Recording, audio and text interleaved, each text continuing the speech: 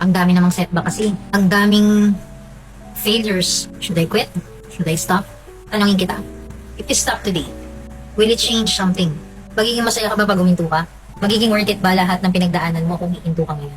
What if isang step na lang palang kailangan mong pagdaanan bago mo ma-hit yung breakthrough? Tatumigil ka ngayon eh.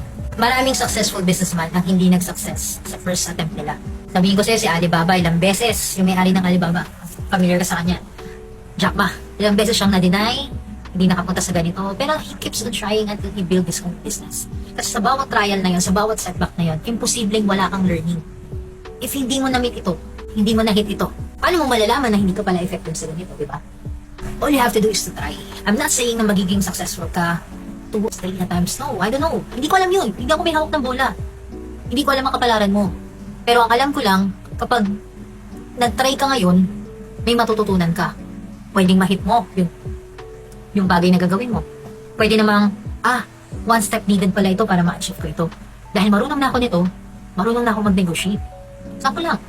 Si KFC, ilang taon siya bago maging successful? 50. Huminto ba siya? Hindi, di ba? Iba-iba tayo ng timetable kung kailan mo may hit yung breakthrough mo. But as early as now, I hope, huwag mong sukuan yung mga pangarap mo. Hayaan mo yung sasabihin ng iba, nantay na naman to sa ganyan. Wala na naman, hindi na naman successful. Ano bang alam nila sa journey mo? Basta importante, keep on trying. The only thing na sure akong mangyayari is that you will hit it eventually. One way or another. Sure ba yan? Just keep on trying. It takes you one step closer to your goal. Lamang ka pa din versus sa milyon-milyon na tao na hindi nagtatake yung action. Bye.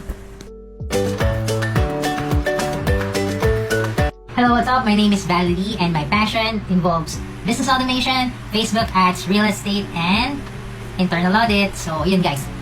If you want to know about these things, follow me and hit the subscribe button to learn more. Bye.